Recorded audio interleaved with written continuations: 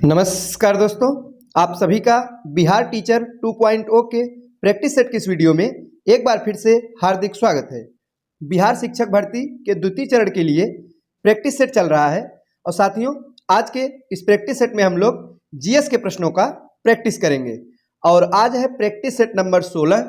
अब तक हमने कुल 15 प्रैक्टिस सेट को कंप्लीट करा दिए हैं, तो अगर आपने अभी तक नहीं देखा है तो आप चैनल के प्लेलिस्ट पे जाके देख सकते हैं। चलिए शुरुआत करते हैं।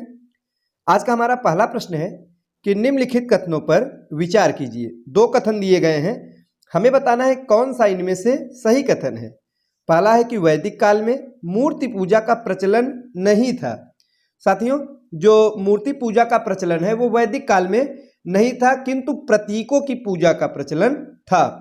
तो पहला वाला कथन सही है। दूसरा है कि रुद्र पशुओं के देवता और विष्णु लोगों के रक्षक दो प्रमुख उत्तर वैदिक कालीन देवता थे। तो दूसरे कथन में कहा गया है कि उत्तर वैदिक काल में एक रुद्र देवता है, एक विष्णु जो कि रक्षक हैं और रुद्र यानी पशुओं के देवता, ये दो प्रमुख देवता थे। तो बिल्कुल सही कथन है। तो हमारा कौन कौन सा सही कथन होगा? दोनों, यानी ऑप्शन नंबर सी, कथन 1 व 2 दोनों बिल्कुल सही कथन है। चलिए देखते हैं अगला प्रश्न। बौद्ध दर्शन से संबंधित किस ग्रंथ को बौद्ध धर्म की गीता कहा जाता है? महत्वपूर्ण प्रश्न है। तो बौद्ध धर्म की गीता किसे कहते हैं साथियों? धम्मपद को। सही जवाब होगा ऑप्शन नंबर सी। जो धम्मपद है ये पाली बौद्ध धार्मिक ग्रंथों में इसका सर्वाधिक प्रसिद्ध स्थान है। साथियों, इसे गीता के समान पवित्र मानकर इसे बौद्ध धर्म की गीता भी कहते हैं। अगला प्रश्न है कि यक्षों के राजा को क्या कहा जाता था? तो यक्षों के राजा को बेसवन कहा जाता था। क्या कहा जाता था? बेसवन। तो याद रखिएगा, सही जवाब होगा ऑप्शन नंबर ए, बेसवन, यानी कि यक्षों के राजा। अगला प्रश्न है कि अशोक के अभिलेख और उनकी अवस्थिति के गलत युग की पहचान कीजिए। तो 4 शिलालेखों का नाम है, चारों के चारों अशोक से संबंधित है और उनके स्थान का नाम है। हमें इसमें से गलत युग्म की पहचान करनी है। तो जो गलत है वो है ऑप्शन नंबर सी, अहरौर शिलालेख जो बिहार दिया गया है यही गलत है। अहरौर जो है साथियों ये उत्तर प्रदेश के मिर्जापुर जिले में है। तो यहाँ पे सही क्या होना चाहिए था? उत्तर प्रदेश। जिला कौन सा साथियों? तो मिर्जापुर। अब बाकी के जो तीनों हैं बिल्कुल सही सुमेलित हैं। तो सही जवाब होगा ऑप्शन नंबर सी। आगे है कि अमरावती के स्तूप का निर्माण किसने करवाया था, यानी कि किस वंश के शासकों द्वारा करवाया गया था? तो सातवाहनों द्वारा कराया गया था। सही जवाब होगा ऑप्शन नंबर बी। अमरावती में बौद्ध स्तूप की खोज कॉलिन मैकेंजी ने किया था।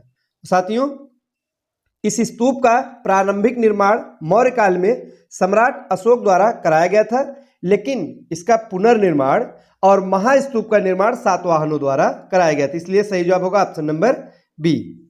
नेक्स्ट है कि मौर्योत्तर कालीन वंश अर्जुनायन किस क्षेत्र में विस्तृत था? तो अलवर भरतपुर क्षेत्र में। सही जवाब होगा ऑप्शन नंबर डी। साथियों, अलवर और भरतपुर क्षेत्र में अर्जुनायन राजवंश विस्तृत था। नेक्स्ट है कि गुप्त काल के अधिकारी और उनसे संबंधित विभाग के गलत युग की पहचान कीजिए। तो इसमें से जो गलत है वो ऑप्शन नंबर ए है, कार्डिक मुख्य कृषि अधिकारी जो दिया गया है यही गलत है। कार्डिक जो है साथियों या कर्डिक भूमि आलेखों को सुरक्षित रखने वाला अधिकारी होता था। तो सही जवाब होगा ऑप्शन नंबर ए।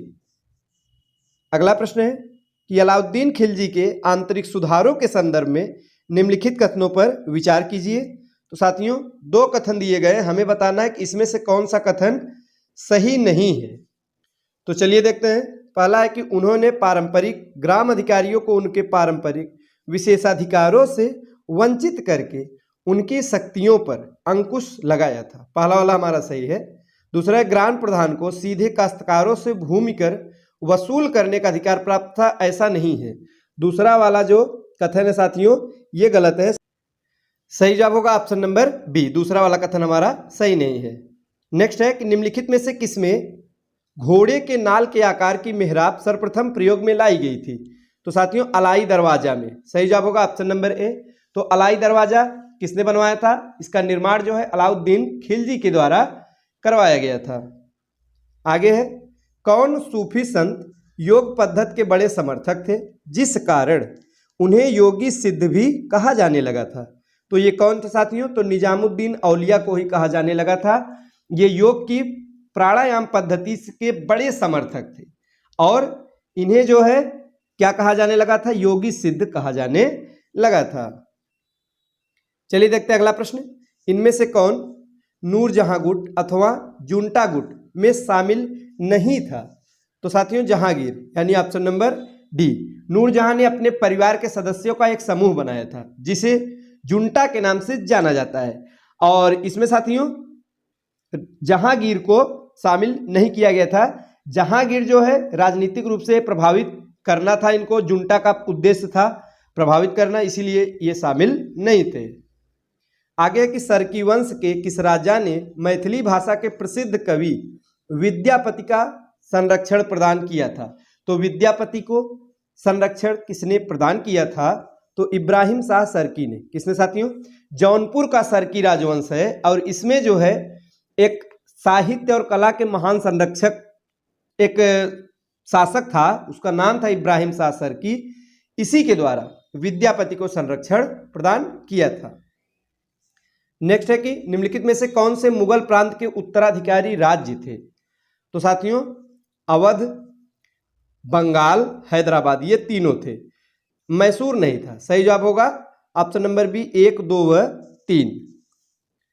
आगे है निम्नलिखित में से किस मुगल बादशाह ने राजा सवाई जयसिंह को मिर्जा की उपाधि से सम्मानित किया था? तो जहांदार शाह ने। किसने साथियों? जहांदार शाह ने सम्मानित किया था।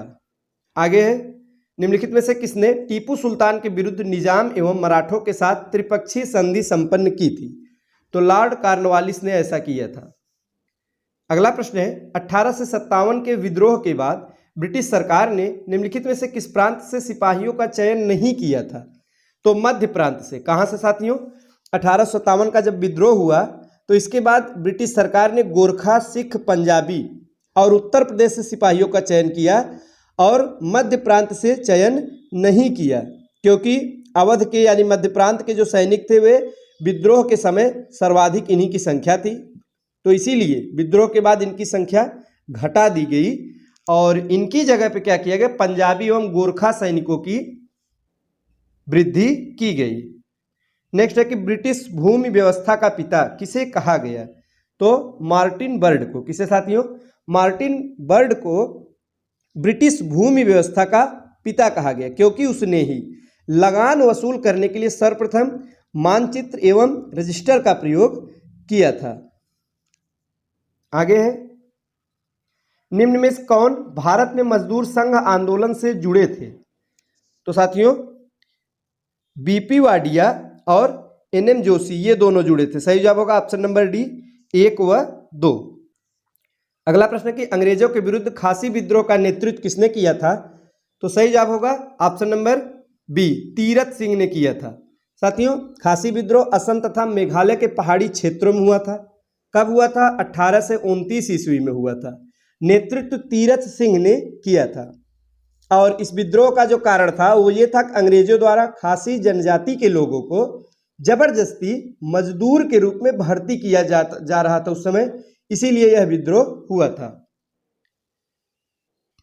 आज का हमारा अंतिम प्रश्न है निम्नलिखित कथनों में से सही कथन कौन सा है, यह हमें बताना है।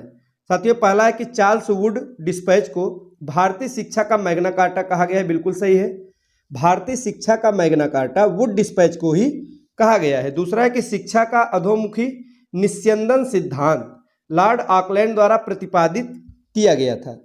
साथियों ये जो अधोमुखी निस्यंदन सिद्धांत है ऑकलैंड द्वारा ही इसका प्रतिपादन किया गया था, किंतु इस पर जो कार्य करने का श्रेय जाता है वो लॉर्ड मैकाले को जाता है।